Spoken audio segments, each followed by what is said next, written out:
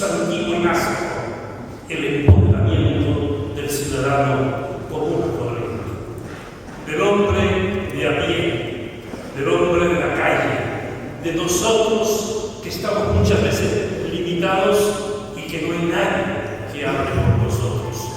Cuando Michel Pascueta hablaba sobre ese presupuesto participativo, ese es un mecanismo de la democracia directa.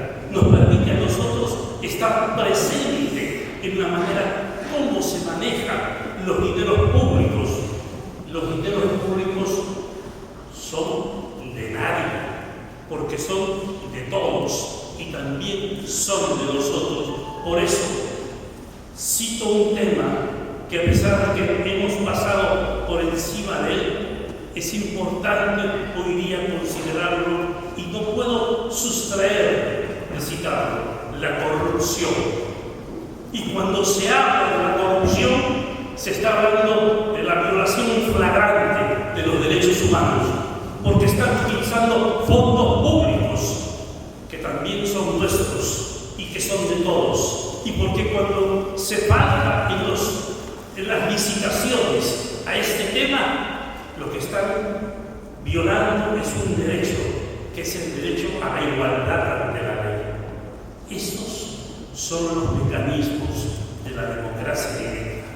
Hoy día, estos mecanismos de la democracia directa, que se recogen en la mayor parte de las constituciones, y no solamente de América Latina, en la mayor parte de las constituciones del mundo, no hace otra cosa más que traerse a la realidad un tema que a todos nos preocupa, y yo estoy casi seguro que ustedes deben de pensar diariamente en eso: es el desgaste de los partidos políticos.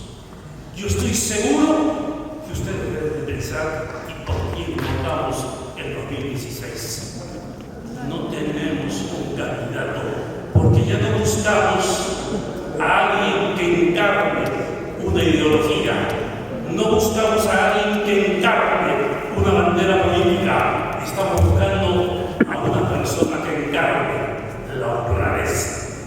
Lo único que queremos es alguien con un nivel de sentido común y honrado. Como Diógenes, salimos con una lámpara a buscar en la calle y no lo encontramos.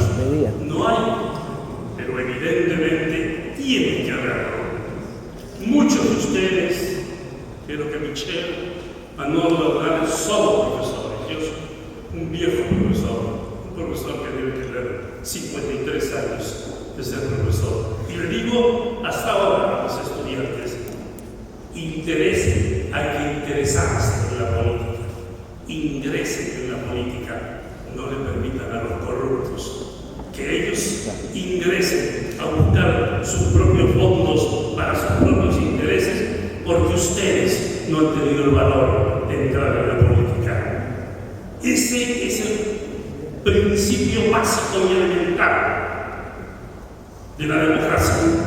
Pero también nosotros tenemos la obligación de denunciar la corrupción. Hoy día más que nunca tenemos que resaltar esa sentencia de González Prada que decía: rompamos el pacto infame de hablar a media voz, no hablemos a media voz, salgamos a la plaza pública a gritar. Este deterioro de los partidos políticos, esta sensación de descrédito de los movimientos políticos, está creando, en el caso de España, se arrancaron del bipartidismo, del PP y del PSOE, y hoy día están apoyando a un joven, Pablo Iglesias, que tiene 34 años y que no había militado en ningún partido y que ha creado un movimiento que se llama Podemos. Y este Podemos está levantando una gran cantidad de adeptos y de solidarios. El caso del presidente de Costa Rica es un caso providencial y está paradigmático. El presidente de Costa Rica es un señor que tiene 48 años.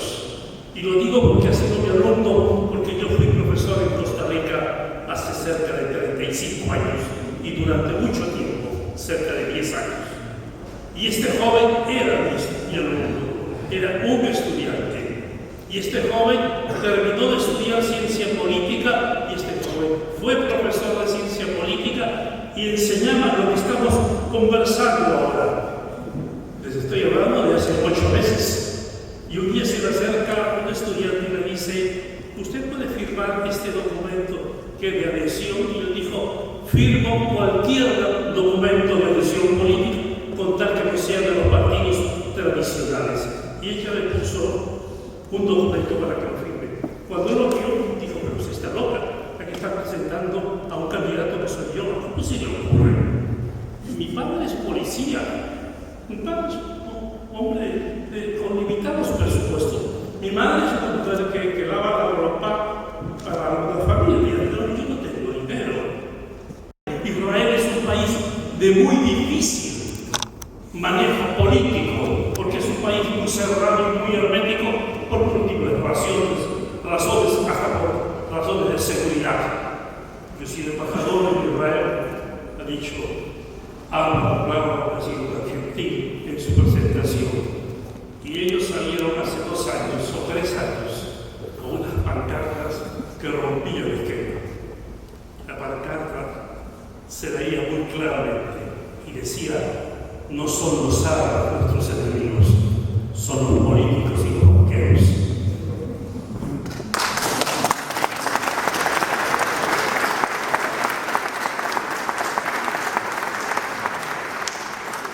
Yo les quería hablar de la democracia directa.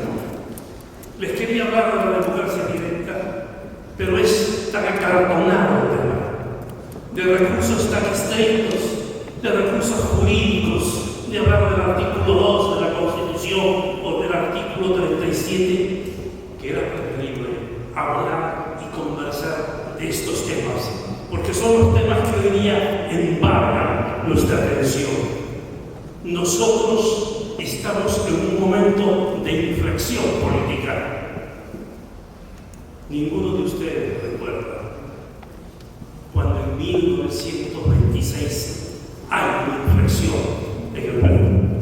Se cortan los tradicionales partidos políticos, el Partido Liberal, el Partido de Piedra, y aparecen 2 partidos políticos: el Partido Aprista, fundado por Víctor Raúl Ayala Torre, el Partido Socialista, fundado por José Carlos María.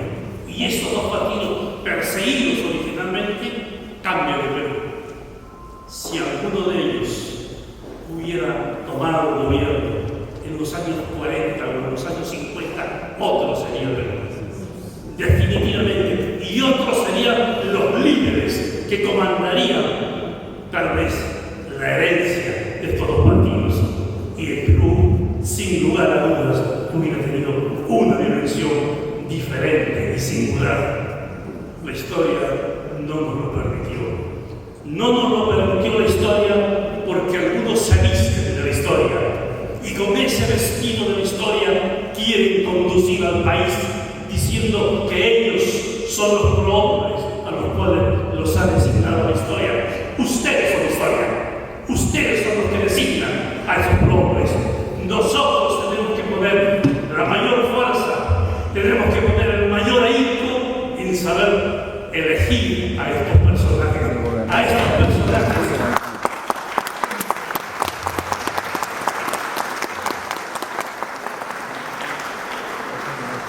Les decía, a estos personajes que una vez que están ungidos en el poder, marcan distancia con los que los hemos elegido. No solamente no nos conocen, no solamente somos anónimos para ellos, no solo nos desconocen, nos llegan a aborrecer. Nosotros los elegimos y ellos después nos aborrecen. Yo no sé si es una suerte de asociación perversa la que hay entre el poder y la soberbia política. Es decir, apenas se les elige para un puesto que puede ser el más modesto de los puestos o el más encumbrado, y se convierten en superhombres, figuras excepcionales como si hubieran sido signados por una suerte de Dios, de figura divina, que los ha convertido a ellos en seres excepcionales. Rudyard Kipling solía decir: no sé qué pasa en el mundo, que todos los hombres sabios, cuando se equivocan, luego tienen un acto de contrición. Los únicos que nunca tienen acto de contrición cuando ganan son los políticos y los banqueros.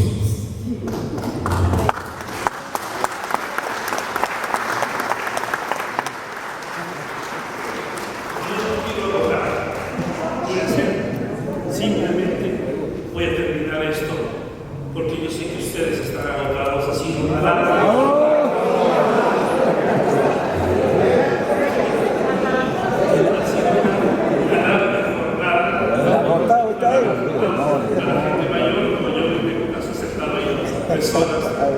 Muy agradable estar con ustedes.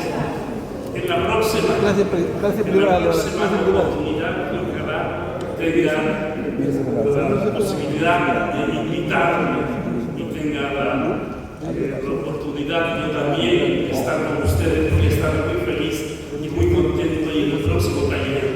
Pero quería solamente hacerles esta reflexión. Hablando del mecanismo de la democracia directa, les reitero, es otra vez volver a los elementos jurídicos, a los instrumentos que nos ha dado la Constitución, a cómo lo recoge la Constitución, pero que en el fondo también la Constitución ingresa ahí un detalle especial, y es que todos los mecanismos de la democracia directa tienen que pasar antes por el Congreso, porque era el gobierno final, el medio del presidente Fujimori, y nosotros sabemos que tenía una compulsión por la reelección. Y eso era lo que buscaba la inflación. Este es un tema que todos nosotros lo sabemos, pero busquemos entonces qué hay detrás de esos deseos compulsivos por paralizarse en el poder, esos deseos casi enfermizos de querer y de creer que han sido designados por la historia para ser los conductores. Nadie ha sido designado por la historia, solo los que nosotros elegimos. Entonces, lo que tenemos que hacer es poner ímpetu y fuerza en esa elección, en esta y en todas las elecciones. Y posiblemente este es un estadio al cual estamos entrando. Es un momento difícil, es un momento oscuro, porque es una inflexión histórica. Los viejos campesinos de mi pueblo, yo soy chinchano, tienen una frase que creo que resume perfectamente esto. Y ellos dicen que nunca está más oscuro que antes de amanecer. Muchas gracias.